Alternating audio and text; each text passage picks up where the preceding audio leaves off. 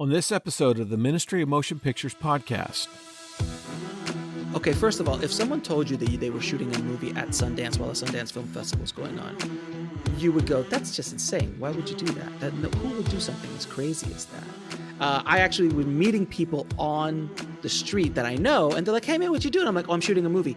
The look on their faces, like you're going to a screening? I'm like, no, I'm shooting a movie right now. And then like 3 weeks after Sundance, I have a trailer, and they're like, holy crap, you made a movie. My guest in this episode is not a faith-based filmmaker, but he is an independent filmmaking force, a hustler as he likes to call himself. He runs a highly respected indie film website called Indie Film Hustle, which I've been following for many years. He's recently launched an indie film streaming service called IFH TV, and he makes independent films. His latest, as you just heard, was shot during the Sundance Film Festival and released this past January. It's called On the Corner of Ego and Desire. If ever there was a time for Christian filmmakers to cultivate a fierce independent filmmaking spirit, it's now. And one of the most accessible and generous indie filmmakers who is marching in advance of the front lines of contemporary independent filmmaking and showing us what to do and not to do is my guest, a man who defines the hustle of indie filmmaking. His name is Alex Ferrari. This is episode 27. Appreciate you being on the show, and this is exciting because I've been following you for years. Oh, thank you, man. Listening to your podcast, I'm subscribed to Indie Film TV, Indie Film Hustle TV. Oh, thank you so much. Are you liking it? Yeah. There's a lot of really good resources in there you can't find anywhere. And what I like about it is that, you can go on YouTube and find a lot of stuff, but it just takes you forever to find something that's decent. There's a lot of bad stuff. It takes forever for them to get to the point. It's nice to have a place where everything's been collated and collected for you. That's it's curated. There's exclusive curated. Exactly. There's exclusive stuff. There's stuff that is available elsewhere, but I try to get a nice little combination of everything in there. Yeah. And then of course my movies there, and my movies are there, and now I'm getting other filmmakers' movies. I got a couple of movies coming out next month, which are going to be really great as well. So that's fantastic. Yeah, little by little, man. It's fun. When you open that, I thought, oh my gosh, this is a guy thinking outside the box. I've got to get his book. So I got your book. I've been through your book. I think it's wonderful. Anyhow, thank you. Yeah, absolutely. I'm an open book, my friend. So let me know what you like. If you've been following me for years, I can talk. Yes, I do. Well, you got three podcasts right now, right? Or is there a fourth one? I can neither confirm nor deny if there's a fourth one coming. Okay, all right. Because there was one in the back of your book that I didn't recognize the name, Indie Film Biz. No, Film Biz. Film Biz podcast basically takes you to the Filmtrepreneur podcast, because it's a little difficult to ask people to type in Filmtrepreneur podcast. Oh, so makes sense. That's a hot link. That's a hot link to get it. Yeah. Oh, okay. So I overturned a little stone there. There you go. That's an Easter egg, sir, if you will. What is it? There's another hotkey to get. I think it's I forgot, filmproducing.com, or I forgot. I got a URL to tell people or like a film business or something. I forgot what the name of it is. I got to actually look at it. But I got one to take people to Filmtrepreneur, because it's hard for people to spell it. It took me a minute to even say it. Yeah, exactly. It took me a while to figure it out. So you're a filmmaker. You've got 2 features under your belt, not to mention the commercials and short films you've done. You're writer, director, cameraman, an editor by profession. You've done that professionally for a while. I take from your book. You're a podcaster running 3 podcasts. You're an author of 2 books, a speaker, consultant. You teach 2 workshops. You have your own streaming service. And you owned a company that sold olive oil and balsamic vinegar. Yes. We can get into that. How do you introduce yourself to people? Hi, I'm Alex. That's basically the easiest way. I generally don't rattle off everything I do. You know, as you were listing things off, I'm like, geez, whoever that guy is, he's insane. Um, eh, you know, there's a reason why I almost always wear my hustle hat. So I always have a hat that has the word hustle on it that I made. Okay. And I've been hustling since I was a kid, you know. So it is Yeah. just something that I came programmed from the factory like that, as they Yeah. say. There's certain things you can teach, and you can teach entrepreneurship, no question. You know, my wife, who is not entrepreneurial by nature, she was my partner in the olive oil business, and she learned what to do and how to do it, and you can teach that. But it's kind of like I can play baseball, but I'm not Babe Ruth. You know, Yeah. I'm No. not A-Rod. Like, you know, I can play football, but I'm not those guys. There's just stuff that you're born with, and I was gifted with the hustle. Yeah. Well, it shows. I mean, good grief, you can't even remember the URLs of your I've got of your websites, you know? I buy URLs like candy. It gets serious. Like anytime I have a good idea, I'm like, oh, I wonder if that URL is Yeah. available. Oh, yes, Yeah. that's mine, and I'll just grab it. And then that's what Yeah. happened with film. That's what happened with Filmtrepreneur. I was sitting on Filmtrepreneur for about a year, but I had it trademarked. That's how serious I was with it. So Wow. I trademarked it because I knew I was going to do something with it. I was Right. just waiting for the moment to pounce. And then within a 3-week window, I built the website, built the podcast, built a YouTube channel, and set up the pre-orders for the book. The book hadn't been written yet. It was just pre-orders, so I could start taking pre-orders online. And I Hmm. did that within 3 weeks because I needed to get it out quickly. I just had a feeling. I'm like, you know what? This is the moment. I got to get this done, and I Yeah. just cranked through it. But anyway, I could talk for hours, so please don't you stop me. No, no, that's okay. I mean, that's what we're here for. Yeah. We're not here to talk about me.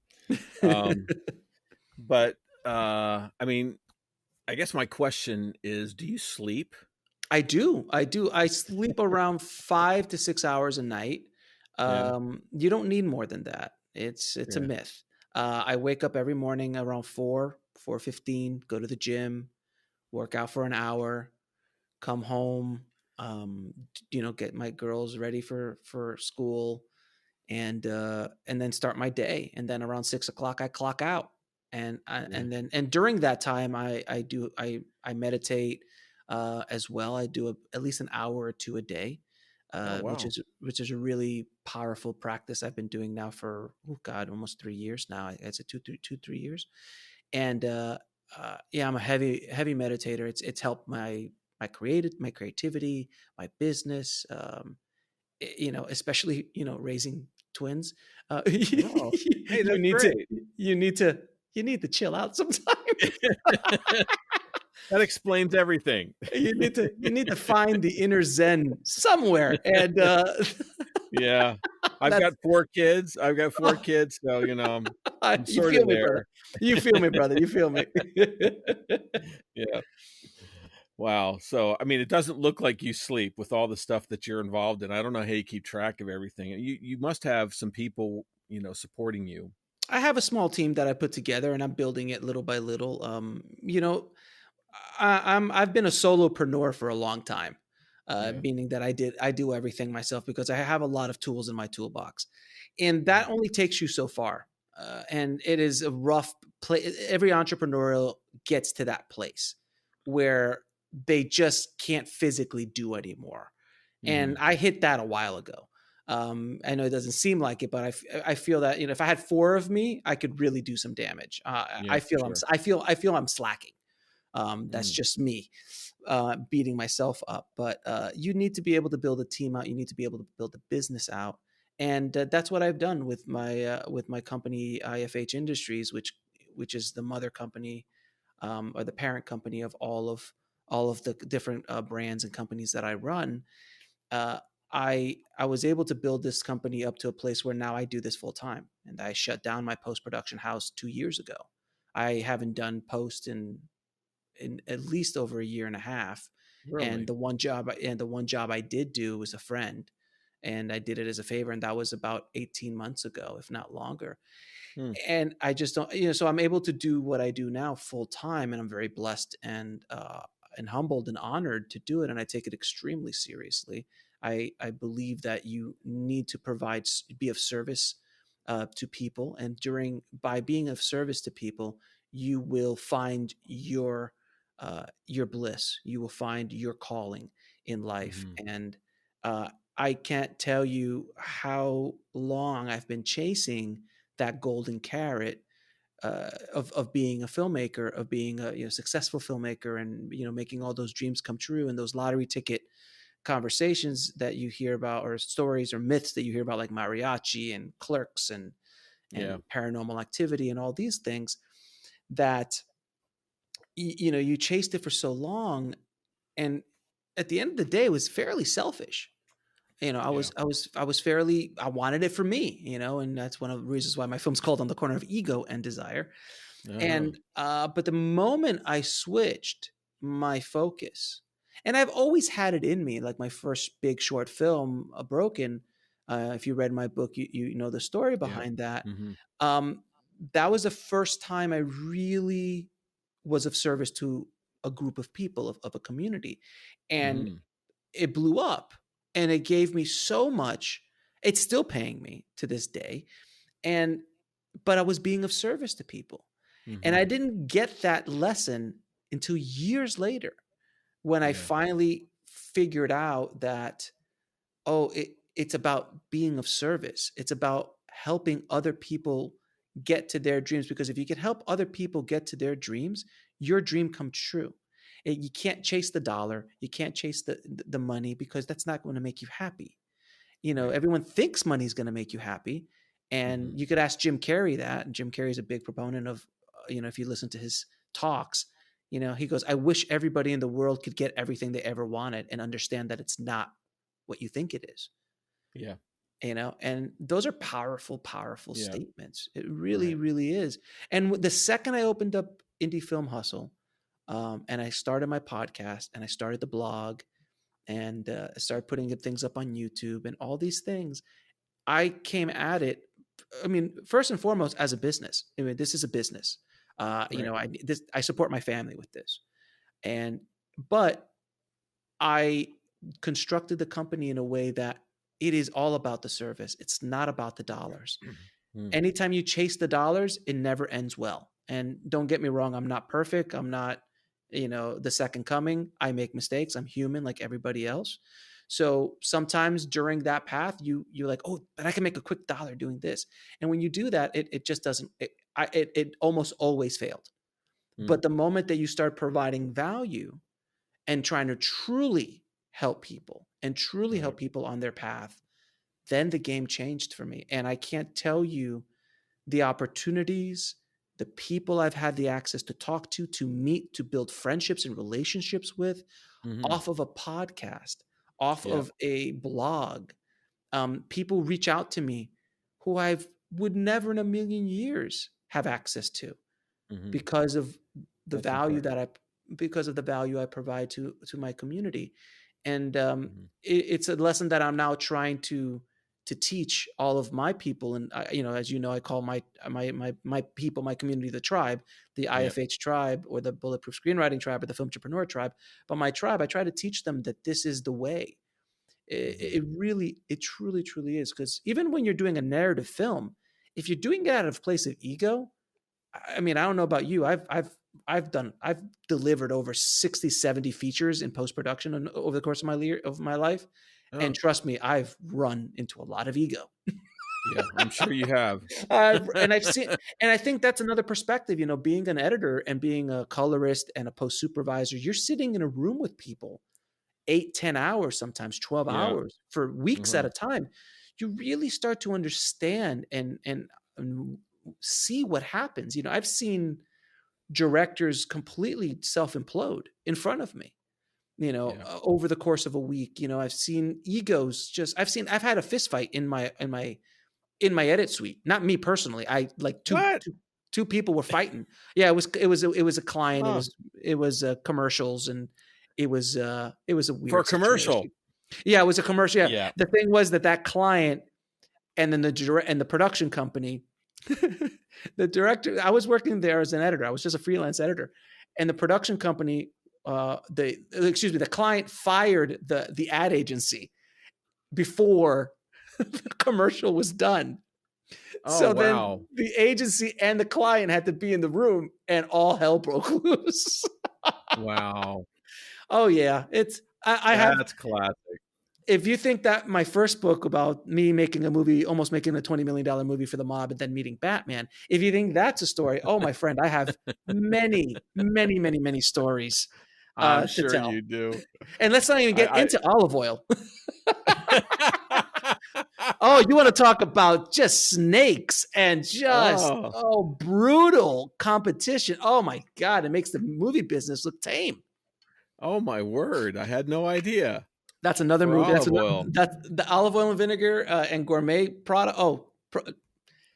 You have Well, no idea.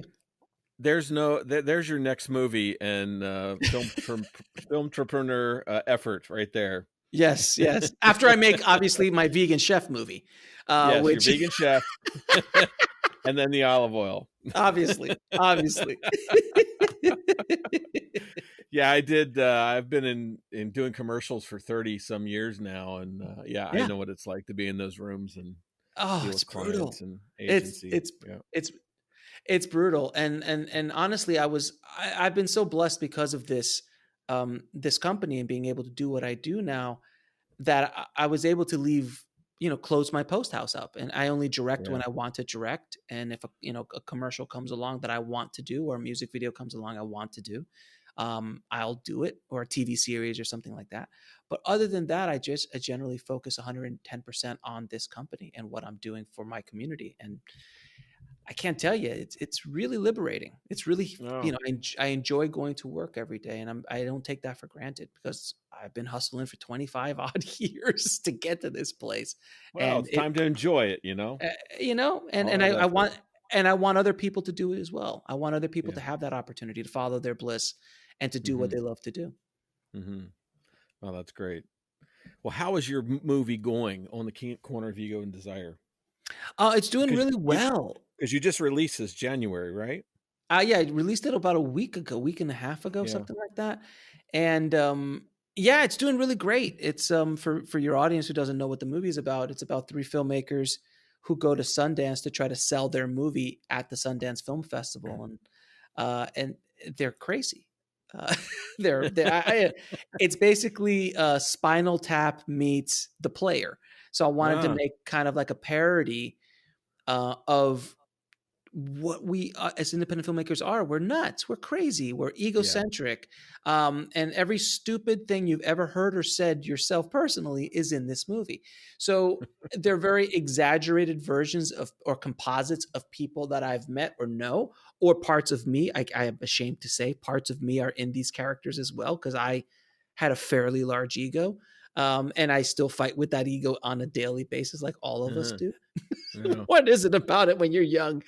But You you just have the world in front of you, and you think everything's going to work out swimmingly, and oh it doesn't. God, it's It's that's why naivete.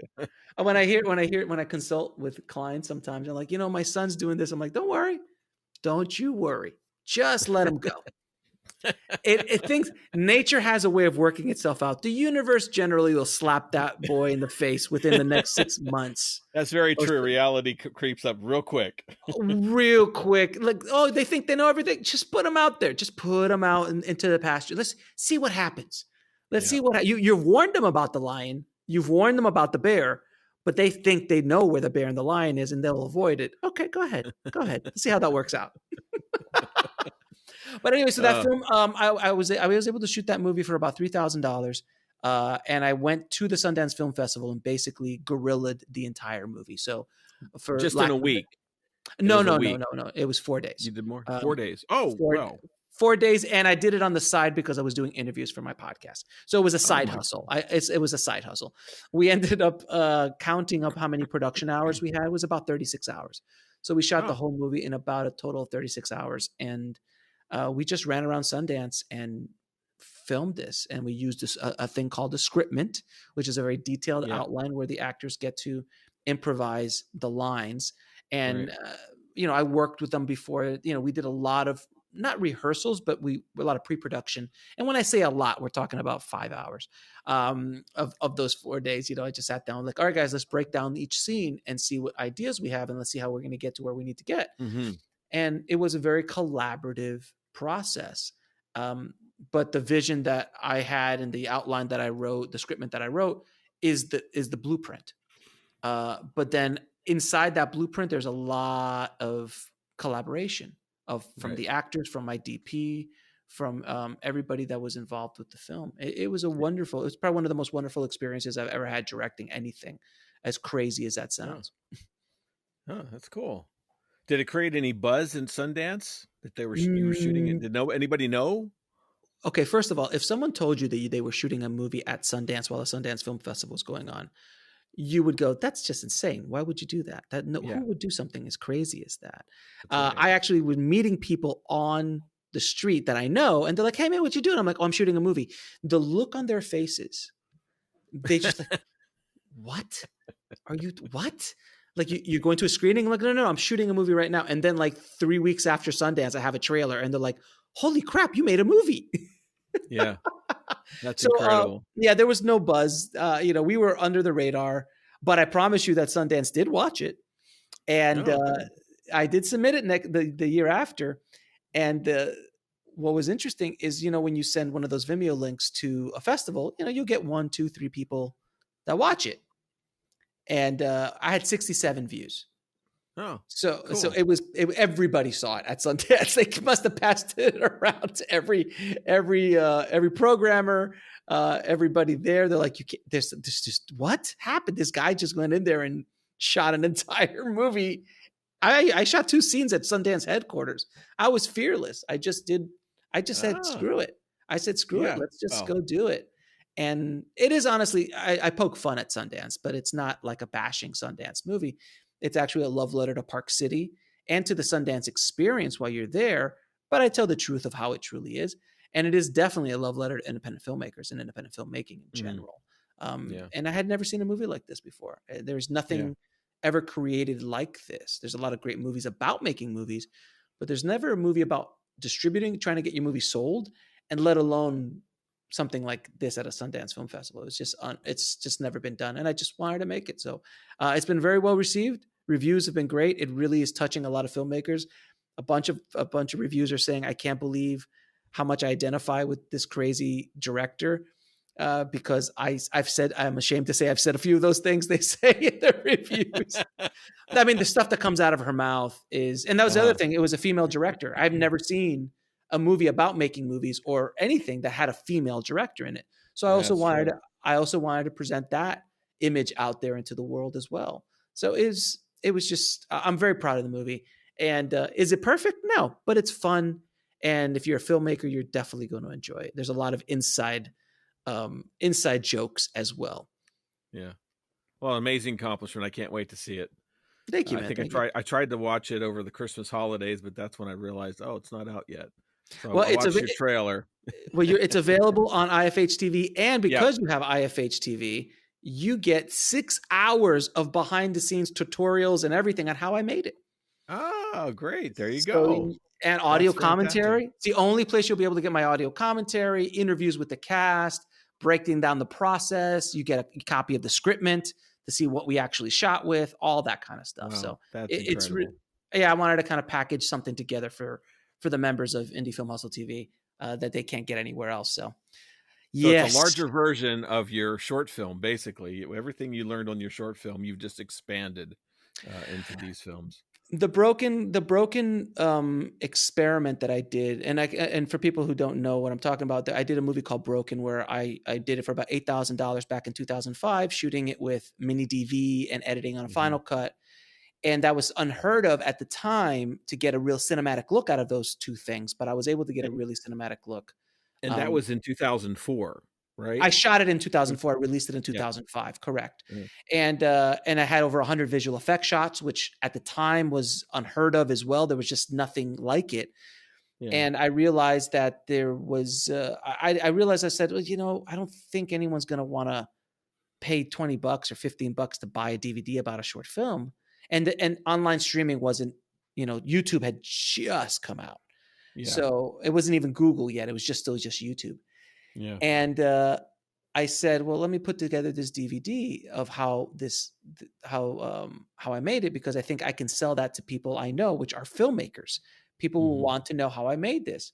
And the bet paid off. And that concept of creating a lot of value in a product and Hmm. selling it, we were able to sell over 5,000 copies, made over $100,000 off of an $8,000 short film, basically just packing DVDs and selling it off of our website. Yeah. That's You know, amazing. this is before all this technology, but there was also Yeah. there was nothing in the marketplace like it. I mean, I was the only thing, to my knowledge, that had it, and you couldn't go anywhere. And I'm not exaggerating. You couldn't go anywhere in the world, any message board, any website that talked about film, independent film, and that didn't have a trailer. Like Yeah. it's insane. You could actually go back on YouTube and type in broken short film, and my 13-year-old clips are still up there. Like, that's how old. I Wow. mean, it's up there at the birth of YouTube. I wish I would have stayed on YouTube making tutorials about how to make movies, and I Yeah. would own the space. But Yep. You would. my ego got away from me as well. I was like, no, no, no, I'm not a teacher. I'm a filmmaker. That was Yeah. a quote to myself. And I decided not to go down that road, because I'm a filmmaker. I'm not going to teach. Teachers are losers. That was what I said, and when I was a Yeah. kid, and it's not true. You could do both, Yeah. and that's the key. Honestly, is to help Right. others. Right. And I think I read somewhere where you put one of your films up on an app when the app started coming out. Yes, I did. I was on the bloody edge of technology. And there's a whole chapter in my book about how not to release a film, because I Yeah. wanted to do a reverse case study of mistakes and how not to Yeah. do them. And I pretty brutally beat myself up in that chapter about why I did it, and my ego got the best of me and all this stuff. But I felt that there was like, hey, why don't I make an app that is the exclusive place where you can watch my movie, my amazingly cool movie that everybody's going to want to watch because I'm awesome. And so I put Of course. together, of course, right? Because that's what we do. We're filmmakers. And so I gathered, I partnered with a app developer. It cost me like $800 to make this app. And my film cost about $50,000. It was a really high end short film, had stars in Wow. it, and had, big. I mean, I built full. If it was a world I built for, it was like it was just, I'm very proud of it. It's still beautiful to watch. Had action, and I had the amazing crew and stunt team and everything. It was insane. And I said, well, why don't I put this app together where then people can watch behind the scenes on it? They can find out where it is in festivals. They could get exclusive content, all that stuff on this app. So this was the idea was solid, but the problem was that it was too much education. It was too out there. Nobody had ever done anything like that before. Hmm. And I sold, I don't know how much I said in the book. I forgot what I sold. I maybe made a couple $100 off of it if I was lucky. Yeah. And that was the end of it. And then it died. And people were just, it was too out there. So I didn't do my market research. Uh, I didn't I didn't look at the marketplace. If I would have looked at the marketplace, I would have said in 2011, no one cares, Alex. You're too cool for school. You were trying to be really, Yeah. really innovative, and it just didn't work out. So when Hmm. I launched Indie Film Hustle TV, again, I'm the first to do that. But that concept had been broken. It had been broken in. I'm Right. not the first streaming service. I'm the first streaming service dedicated to filmmakers and screenwriters. Hmm. But I'm not a streaming service. But the concept of streaming services already had come out. So like if I would have done that 4 years ago, 5 years ago, I'm not sure. It might have been a little too early. Maybe. Yeah. Who knows? That's But I that's hit it at the right time, and it's been doing very, very well. And you're a fan of it, and you see what the value yeah. we provide in it. But that could have also gone to crap real quick. Yeah. but I did a little bit more research, and I was coming at it from a place of service, not of a place from ego, where the app was completely from a place of ego. Hmm. So you started Indie Film Hustle when? 2015, July 1st, 2015 is when I launched the website. And Really? then Okay, I thought I was a little older than that, but maybe not. a lot of people say that. They're like, I think you've just been around forever. I'm like, You've no, been I've only it been. seems like that. Well, because I've done enough content Yeah. to justify 10 years, but I've only done it in 4.5. Yeah, I'm really surprised it's only 4.5 years. So I must have caught on to you right when you started Mm-hmm. with Yeah, Indie Film Hustle, and then very quickly you came out with Bulletproof Screenplay. a couple years later, yeah, about 2.5 years later, I came out with Bulletproof Screenplay. It was first called Bulletproof Screenplay, then I switched it to Bulletproof Screenwriting, and now that's a separate brand and company. And I'm actually building out a brand new website that's dedicated specifically to that, because right now Bulletproof Screenwriting lives in the Indie Film Hustle ecosystem, and I'm now creating its own website and ecosystem as well, which hopefully will come Okay. out in the next couple months. I'm hoping in the next 2-3 months I can get Okay. time to build out an entire new website, because I do it all Wow. myself. All the websites I design myself, and I do all the design and graphics and stuff Yeah. myself. Yeah. Cool. Wow. So you're a web designer too. Well, don't say it Just like add that to that. your list of all the Todd, things you're Todd, doing. Todd, don't say it like that. I felt there was a tune there. There was a tone. There was a tone with that comment, sir. Oh, you're also a web designer, right? Well, See, when I was thinking about how do I introduce Alex, and I started listing all these things, but then at the end it's like, okay, the logical answer is you're a film entrepreneur. that's basically what I do. Yes, I am the personification of being a film entrepreneur. Yeah. No, I'm more like you than you think. I mean, I do my own websites, I design everything, Good, I write scripts, I direct, I'm an animation director. You name it. nice. I've had my hands in a lot of stuff. I mean, because like you said in the book, you get bit by that filmmaking bug, and it's all over. It's a You can't virus. No, do it's a virus. anything You can't else. get rid of it. You can't get No. rid of it. There's no vaccine. There's no cure. It's with you for life. And Yeah. it might go dormant for a couple years, but it'll always Hmm. pop its ugly head back. Yeah. And Oh, I've been you, there. yeah, you can. Oh yeah, I went dormant for 3 years, Mm. doing olive oil. And even during that time, I was still doing, and I don't know if I said it in the book. I think I did. Yeah, the reverse film entrepreneur method, which is I had a store and then I started making videos to sell the products in the store, and I created a YouTube show that I was the host of, and my YouTube show was talking about olive oil and vinegar. And don't try to Wow. search it, guys, because I wiped it from the internet. So Well, Google history. We're going to go back to YouTube history or something. you can go way, It's way. got to be You out can go there to the way. somewhere. You got to go to the way, way back machine somewhere and do a search for it, but it's gone. Because I was very clear about that when I launched IFH. I was like, this might come back to bite me. I'm just gonna get rid of it. I don't want. It's Because funny. in all honesty, I was concerned because when I opened up Indie Film Hustle, I'd been out of the game for 3 years. I had Mm, no leverage. I was coming from out of left field. I had nothing to build off of. Like all my social media accounts were zero. A yeah. website from scratch. Nobody knew who I was. I had some fans from the Broken days, but that was minimal people that had been following me for Right. that time. It's not like a rabid fan base.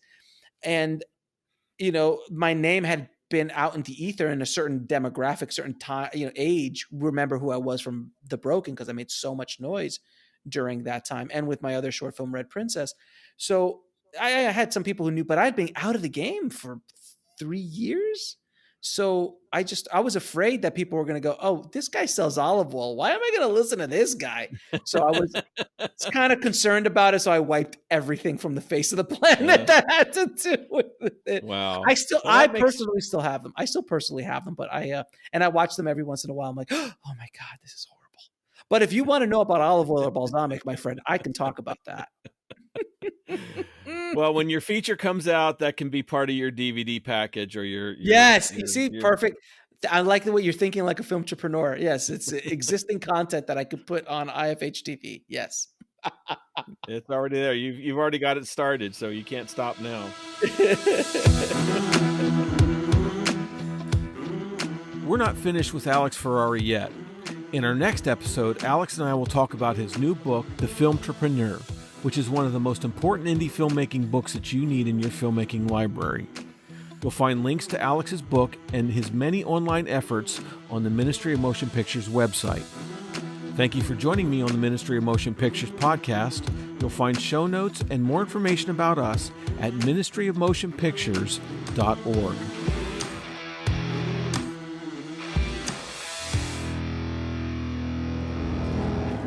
What we do in life